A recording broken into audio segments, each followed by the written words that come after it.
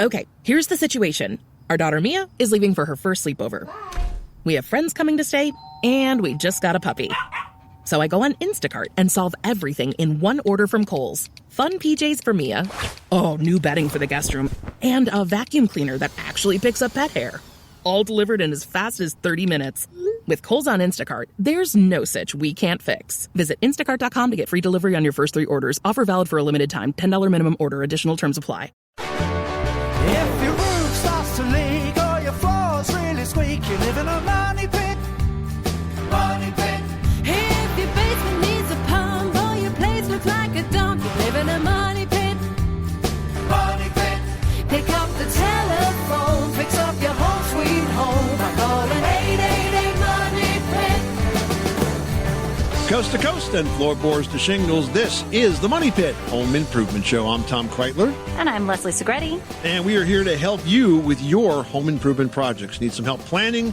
Got some problems to solve? Got a decor dilemma? You want to repair? You want to renovate? You want to fix up? Whatever's on your to-do list, you can slide it right over to ours. We'll help you get going with some good advice to take on what you want to get done around your house. Help yourself first, though, by reaching out to us with your questions. The number is 1-888-MONEY-PIT. That's 888-666-3974. Or, better yet, for the fastest possible response, just go to moneypit.com/ask and click the blue microphone button. Coming up on today's show, if you want a quick way to start a neighborhood feud, just put up an ugly fence on the wrong side of your property line. That'll do it right there. No questions asked. Well, we don't want that to happen to you, so we're going to share some tips on the right way to add a fence to your yard in just a bit. And World Water Day is coming up on March 22nd, which makes it a good time to talk about how you should know if your water that you're drinking at home is safe. So we're going to interview an international plumbing engineer whose job it is to do just that. And once the weather warms up and the kids spend more time outside, you may be spending more time inside doing loads and loads and loads of laundry. So we're going to share some tips to help make that work a little bit easier and help you save some money at the same time. All right, I love that because laundry is endless with boy children. Oh, my goodness. But first, guys, we want to help you create your best home ever. So whether you are doing a job yourself or you're hiring a pro, we are ready to help you get that job done right. So your job is to reach out to us with your projects and your questions. There are a couple of ways to do that. 888-MONEY-PIT is the phone number. That's 888-666-3974. Or post your questions to moneypit.com/ask. Let's get to it. Courtney in Rhode Island's looking for some gardening tips. What can we do for you? I'm trying to find a spot for my raised garden bed. I'd like to put it behind the house, which is the north side. And I remember last year the spot being full sun, but last week I noticed it was completely shaded. How can I tell where a good spot will be, when it comes time to plant? Yeah, I think you've just told yourself. Yeah, it depends on how high the sun is in the sky, and right now it's early spring. It's a seasonal thing. Yeah, and it's a seasonal thing. So, in order for you to get full sun for the longest period of time, it has to be in a more wide open space with no obstructions. And the north side of the house is generally not the best place to put a garden because it typically is the cooler side of the house. And I had a situation when I first moved to my home that was like that, where we had a spot that I'd always been using the garden. And, because we lived there, my family lived there before that, I kind of didn't notice how big the trees had gotten, but I did notice that my garden was getting smaller every year until I was like, I got to move the garden. And once we moved it to a full sun southern spot, the garden production pretty much doubled and then tripled. So I think that you basically have to get it somewhere else other than the north if you really want to have a long season here. Gotcha. All right. I appreciate it. Thank you very much. Now we've got Heather in Tennessee who's dealing with a flooring situation. What happened? Well, my husband and I we have a water filter on our countertop, and we overfilled it one day, and it leaked out onto the hardwood and while we were at work, and it's left a 6 by 8 inch diameter area of bulking of our hardwood floors. You can't really see it, but you can feel it like when you're walking over it with like socks on, it kind of snags. So I didn't know if there's anything that you could do like a DIY project, or if you have to have the whole floor resanded, restained. I really don't want to go through all that mess. Well, if the floor is swollen, it's kind of a one-way street, and you're not going to be able to kind of get the toothpaste back in the tube. At this point, if you want to try to make it flat and smooth again, you do have to sand it out. Now, it might not be as terrible as a project as you think. You may not have to do the entire floor. You might just be able to do a repair of that particular area. Do you happen to have the stain and the finish that was used on that floor? I don't. And actually, another reason I'm kind of leery of it is because we got the same man that did our hardwood floors to begin with come back and put hardwood in our bedrooms, and they don't match whatsoever.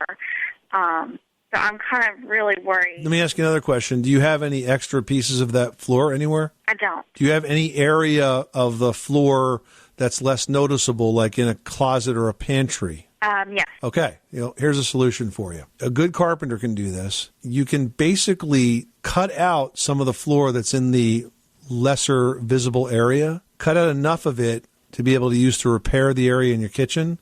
Then you could cut out the bad boards, throw those away, and then insert the boards that you salvaged from the closet area, and then go ahead and repair that closet area with whatever is handy or whatever new you can purchase, and stain it to get as close as you can. And because it's inside the closet, no one will probably ever be the wiser for it. Yet you'll have some boards that match exactly the damaged boards in the kitchen in order to repair that spot. How about that? Well, that sounds a whole lot better than resanding everything. So. Well, good luck with that project. Thanks so much for calling us at 888-MONEY-PIT. Do you love learning about home improvement on our podcast? Well, we love bringing you all the latest tips and tricks. And if you want to make us smile, leave us a 5-star review on Apple Podcasts. Just go to moneypit.com/review. Get ahead of postage rate increases this year with Stamps.com. It's like your own personal post office. Sign up with promo code PROGRAM for a 4-week trial plus free postage and a free digital scale. No long-term commitments or contracts. That's Stamps.com, code PROGRAM. Brian in Alaska's on the line and is having some issues with some discoloration on the walls. What's going on? I have a couple of questions about, springtime. Everybody's getting that fever here in about 2 months. But anyhow, long story short, inside my house, I have a lot of cedar walls, cedar planking, and I've had pictures on the walls in the past. And so what happens is you take the picture down, and all that sunlight has faded that cedar, so it's darker where the pictures are at.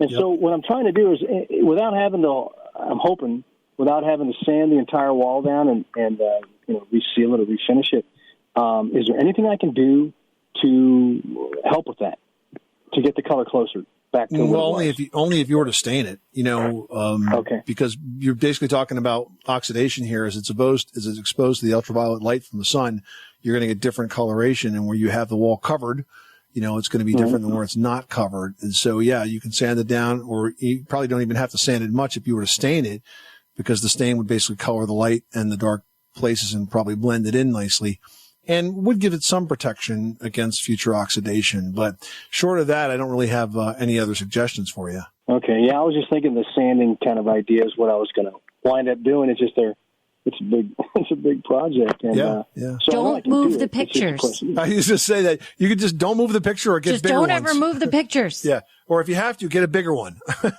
Yes, exactly true. Or put them back in the same size. And that is also an option I may have to, that's what I'm doing right now. So I do appreciate you taking the time to take my call. So it looks like I'm going to sand. So they have is there any kind of sand you'd recommend with that? It's going to be dustless? Yeah, I would just tell you, because you're talking about cedar, Brian, that can be really annoying to your lungs. Okay. It can cause a respiratory reaction. So you want to make sure you're really careful with ventilation. So the best way to vent that space is to depressurize the room you're working in. So let's say you got, a window or door at one end and another one at the other end.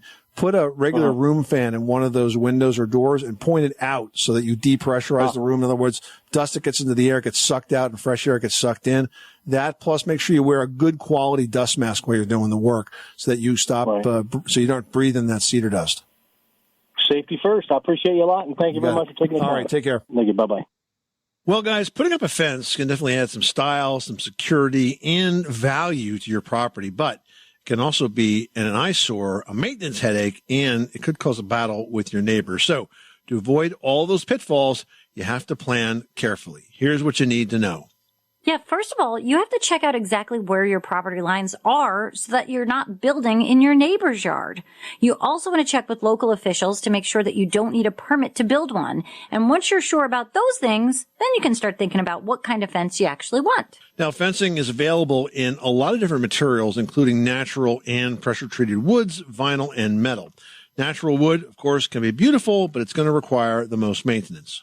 Now, you also have to remember that there are actually two sides to the fence, and it needs to look good from the outside as well as the inside, so don't try to save money on your gate as well. It's going to take the most wear and tear of the whole fence system, that gate, so you want to make sure that you're investing in a good quality product there, and it can also be a security risk if somebody leaves that gate open, especially if you have a pool. So think about adding a spring hinge because that will help that gate swing right back into place and close. So I'm replacing a picket fence right now in a house that we take care of. And we needed 72 sections of picket fence, which were going to be like something about $10,000 worth of fencing. I thought, you know what? I don't need to spend 10 grand on this. I can build the picket fence. And I did. And here's how I did it. First of all, to make the fencing sections, I took a 2x6 and I ripped it right down the middle. So now I had like the top support for the fence section and the bottom support, like a 2x3 on each side. Then for the pickets, instead of buying individual pickets, I bought the pickets they sell for big board-on-board fences. You know, they're 6 feet long and they're about 5.5 inches wide. And I bought one of those for $2 each, right? But I cut it vertically and I cut it in half to get the 3 foot by, say, 2.5 inch pickets. Yeah. And basically, I got every picket was like 50 cents that way. So I got 4 out of 1. Bottom line is I spent about $2,000 on materials, and it's all cut up, all stained, huge savings. 4x4 posts, you know, for the posts. And I actually think it's going to come out better than if I hired a pro because I got like those U-shaped brackets so you can drop the sections in. And this way, if you want to cut the grass, you can pop a section out. So it really worked out well, but you don't have to. Oh, that's really awesome. Yeah, you don't have to, you know, hire somebody to do it. If you're pretty handy, you can buy the material and build it yourself. Karen's on the line now dealing with some unwanted visitors. You've got flies? What's going on? I think, what is called cluster flies. I've never heard of them before in my life. I thought they were coming out of the register at the bottom. You know, I have the heat register and the air conditioning register at the bottom of the floor. And they seem to be accumulating in my master bedroom. Yep. Now, I called an exterminator. And he says, well, it sounds like you have cluster flies. Are they lethargic? I said, yeah. And they look like a regular housefly. Last fall, I must have killed, I can't even tell you how many of them. Yeah. I was freaking out. Yeah, there's a big population of them, and you're chasing after them one at a time here. They're called cluster flies, or sometimes you call them attic flies. Yes, I looked it up. Yeah, they're pretty common. It's the kind of thing that if you've tried, just sucking them up with a vacuum and that sort of thing, that there's just too many of them. You got to put the right pesticide down. It's usually a pyrethrin type of a pesticide. And in some states you can buy it over the counter, but frankly, I don't recommend it. I think you're probably better off at this point hiring a pro. They know exactly what to put down in exactly the right amounts to make this problem go away. And I think you're just going to frustrate yourself by chasing after it one fly at a time. There's too many of them. They got you outnumbered. And I think you need to get the right product down to fix it up. He won like $700. $700? That's a lot of money. Listen to me. This is a service call. Okay. This is not we're going to pay for our kids' college in one visit kind of a call. This is a service call, and it should be charged at the service call rate. Now, there are pest control companies out there, and actually I have one in my local town that I actually contracted with where I could have paid, I don't know, maybe a couple $100 for the one service call, or I could have paid like $500 and had them do 2 treatments a year and be kind of on call for everything else. And that was the option that I took because I knew I lived in a very old house on a dirt basement with 5 separate crawl spaces that, insects love to infest, and we don't like to see them upstairs. So I did take advantage of that, and it worked out quite well for us. I mean, that would be a reason to maybe pay a little bit more if you're going to get a service contract out of it with some built-in service calls. Yeah. But this is a one-time thing. It shouldn't be a $700. Why don't you do this? Why don't you go to homeadvisor.com, look at the reviews for pest control firms in your area, and find one that's highly reviewed. I can guarantee you, Anybody that charges $700 for a service call is not going to be highly reviewed, and you'll find the best ones for this particular project. Well, I asked him if he had if it was a contract, because he initially told me $245 for the initial visit and then $45 a month whether he comes here or not. I'm like, that's a lot. Get out of here! I'm not letting you hit my charge card for $45 a month, even whether I see you or not. I don't blame you. No, that's I don't think you have the right guy. So like I said, go to homeadvisor.com, look at the guys that have the best reviews, call one or two of them and take it from there, okay? All righty. Thank you so much. Good luck with that project. Thanks so much for calling us at 888-MONEY-PIT. Mark in Missouri is on the line with a roofing question. What can we do for you today? I've got a house. It's probably about 50 years old, and it's had the roof replaced on it one time. It's got a tar and a gravel a lava rock roof, tar. And I know I'm going to have to replace that here one of these days. Now, the decking on the roof is actually my ceiling. It's a 2x6 tongue and groove. And I'm sure they've got tar paper on top of that, and then some insulation, and then the tar and lava rock. And I'm wondering how I'm going to have to replace that, what type of insulation I could use on that. It doesn't have a lot of pitch. And when you say decking, we're talking about the structural decking. You don't use this as a recreational deck. Is that correct? No, no. That's the 2x6 is the actual decking for the roof. Like I said, it's the ceiling on the inside of my house. So you're looking for options in low slope roofing, then? Is that correct? Right. Yes. I'd like to go back with metal roof, but what do I do on top of the decking that I've got? Right. Well, if you were going to go with metal roof, you were going to probably go down to the original decking, and then you're going to put a new insulating board on top of that, and then you're going to put the metal roof over that. And you're pretty much going to do that same assembly regardless of the type of roof you use. If you were to use traditional flat roof like a modified bitumen, which is sort of like a rubberized asphalt kind of product, you would do it in the same sort of fashion. It's real important, though, that when you choose your roofer, you want to make sure, Mark, that you find one that's really experienced with flat roofs, because what I've found is that very often you have groups of roofers that are just terrific with pitched roofs, but when it comes to flat roof, it's only sort of the occasional job, and they don't always have the skill set to do that. The guys that do flat roofs a lot are more the commercial roofers, and you could pretty much go with any technique that they recommend based on your particular situation, and it's going to get done well. But I would just say that make sure that the devil is in the detail with these flat roofs, because they're if you have any defects in the assembly of the roofing material itself, or more commonly the flashing points where pipes come through the roof and that sort of thing, that's where the leaks actually show up.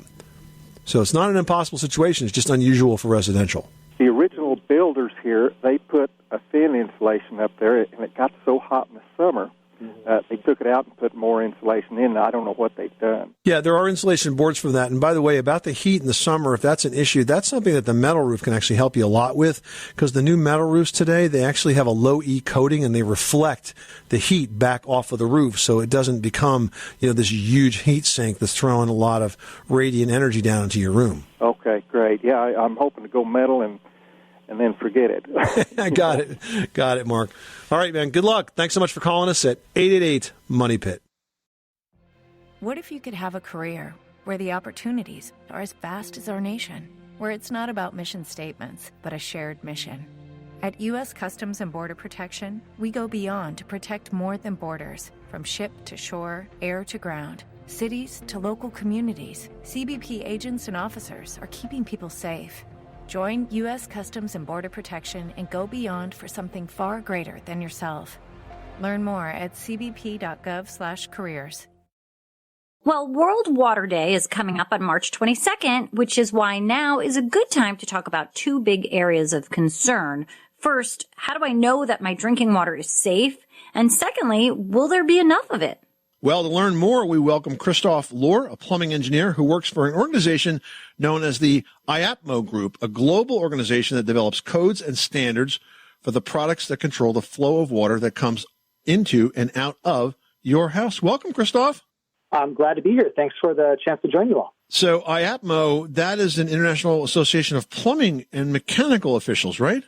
You guys do the codes. Yes. We develop two of the model plumbing codes in the U.S. The one that's probably most familiar is the Uniform Plumbing Code, UPC for short, and then the Uniform Mechanical Code, UMC for short. And we're adopted in about half the country with various states and codes, and we have a few others that get built, but that's getting probably too far in the weeds. Well, let's talk about water quality first. I mean, last year we heard news about the prevalence of PFAS in our water. We've been hearing about lead, even though I was a home inspector for 20 years, and I stopped seeing lead pipes over the years I was a home inspector, but then come to find out there's still in so many houses across the country, so many municipalities still have lead pipes that need replacing. How do we know if our drinking water is safe? You know, we're consumers, we're drinking this every day. There's a lot of advertisements out there for water testing and so on. How do you actually know what's coming out of that tap is good for you? Well, that's a great question to start with, and I think it kind of it's one of those things where we have to remember first off that all the water on the earth has been here the entire time, and nature, for the entire time the earth has been around, has been this amazing filter. Our bodies are made up of 60% water. We really can only survive 3 days without water. So water is this universal thing in our lives. And for PFAS, which is per and polyfluoroalkyl substances, think like Teflon. The story is what makes it a story is it does remind us that yes, there are contaminants in our water, but that's because water wants stuff in it. It really, as water flows through things, it's going to pick up whatever's there in many respects. And so when it comes to the safety of that water, we have to remember that the water in the U.S. is very regulated, and it has some of the most regulated things in there. And even though it wants stuff in it, there's still ways that's as simple as putting a filter on in your home to kind of clean it up a little bit further. So the water is safe. It's just a matter of, because it's a complex system, a complex element, that there's maybe a little bit of cleanup that's needed at the back end. So now, I live in a town where there's always constant talk about the quality of water and testing being done, and people talk about installing these whole house water filters. It always seems like there's a lot of options to choose from when it comes to water filtration. And then how do you know what's the right type of filtration system for you? And do they really make the water safer? That's a great question. And I think a lot of people too, a lot of people, because of that option, they'll go to bottled water. Worth noting, bottled water doesn't have nearly the amount of regulation. Usually when you don't have regulation around something, enforcement mechanisms are lawsuits in essence. But when you look at the cost to ship it, the water from one location to another, and the health concerns from microplastics that get absorbed by the water in the water bottles. One study recently found like 240,000 detectable plastic fragments in a typical liter bottle. And they say that's okay. Well, there's some debate about right. That. Right. But let's even give them the benefit of the doubt, right? The average gallon of tap water costs half a cent, so that's half of 1 cent. And while the same amount of bottled water, combining single-serving water bottles, costs around $9.47. So you're looking at spending 2,000 times more for water that may or may not be any better. So that's what kind of comes to your point of, if with a little bit of filtration at your home, you can get the water quality you want. And that's really, back in my history as a plumbing engineer, I used to design these really crazy lab systems. And we would take really purified water and then purify it even further at certain points. I took that lesson and I basically applied it to my own home, which is I have a filter at my home. I use a pretty simple carbon filter, granular activated carbon, and that does that little bit of cleaning because the water that serves my tap, also serves my toilet and also serves the fire hydrant outside my home.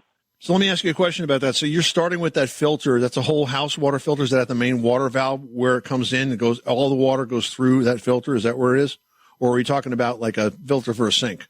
Filter for a sink. You can put you can put filters underneath, and really, if you put one in for the whole house, the cost can increase. That's at least what I've done. Now, some people want that. It depends on what you want as an individual consumer. But from an effective standpoint, cost effective, and getting the water that I want to drink, I put it on the filter on the drinking water that I want to drink because I don't need the same water that I flush my toilet with to be the same drinkable quality that I want coming from my kitchen faucet.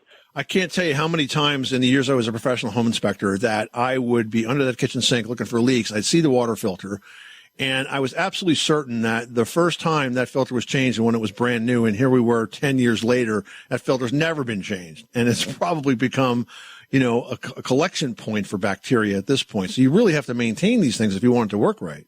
Correct. And that's just like with anything else in the home. You have to maintain it. But the good news is that something like a granular activated carbon filter, it can remove so much and reduce the amount of levels of some of the contaminants in water, like lead, like PFAS, like disinfectant byproducts, and other things.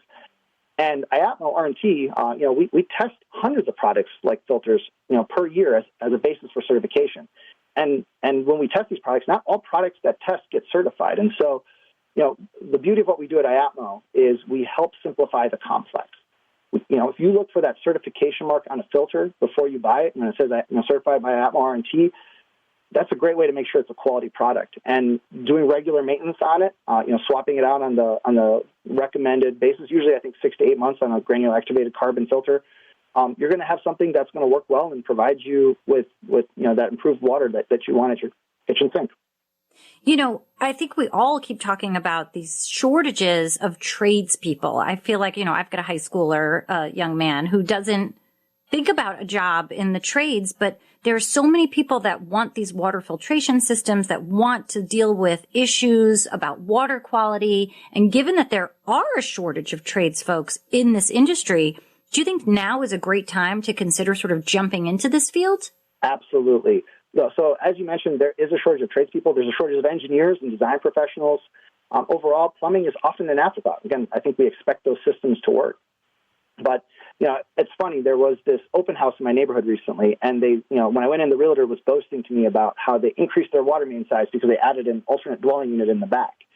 And I thought, oh, man, this is something we could have solved. IAPMO, we have this water demand calculator which right sizes piping systems and water meter sizes, and that could have potentially probably saved them, probably thousands, if not tens of thousands of dollars on some of that rework for the piping.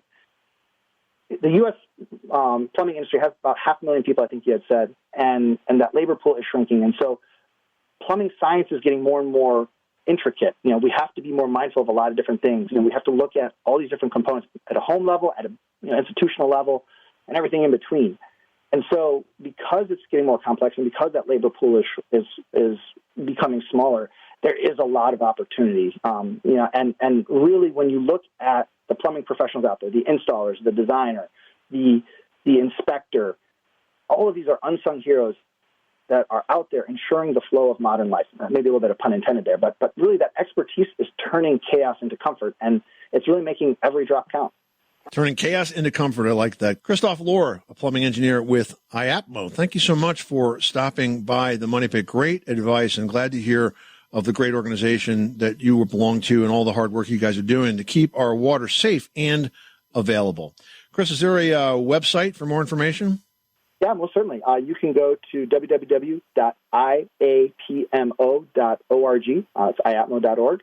And that'll get you to all of our sources, the IAPMO R&T lab testing for product certifications, and everything else you want to know about plumbing that we do. Terrific. Thanks again. I want to send out a special thank you to Tour WDW, somebody who obviously likes Walt Disney World. I'm just guessing. And that user gave us 5 stars and said, I got into the home improvement kick during the pandemic and then sold my house. I completely renovated for a smaller one to renovate as well, but increased my commute. I discovered Tom and Leslie after my wife suggested that I find some podcasts to listen to on my drive to and from work. What can I say? Tom and Leslie are practical, informative, and know their stuff. It's been about 2 months since I discovered them, and they have both confirmed things I already knew and taught me some new things. So I listen weekly and appreciate their planned tips and questions. So thank you very much, Mr. Tour WDW, and to your wife for suggesting that you get on the podcast kick. We really, really appreciate that 5-star review on Apple Podcasts. It means a lot to us and really helps us be able to do more of what we do. So thank you so much for taking the time to do that. And if you'd like to drop us a 5-star review, if you take a picture of that review and send it to us, we would also love to give you a copy of our book, My Home, My Money Pit, your guide to every home improvement adventure. Sherry in Iowa, you've got the Money Pit. How can we help you today? I've been living in my house for like 20 years, and the house is probably 50 years old. Is it worthwhile to have the air ducts or the furnace ducts cleaned? Unless you're having a problem. I mean, what most people drop the ball is that they don't replace their filters soon enough. And so if you've not done that, if you've not replaced your filter recently, then that would be the first step. But I don't think you necessarily have to get your ducts clean. There's such a wide variety of quality when it comes to air filters for heating and cooling systems.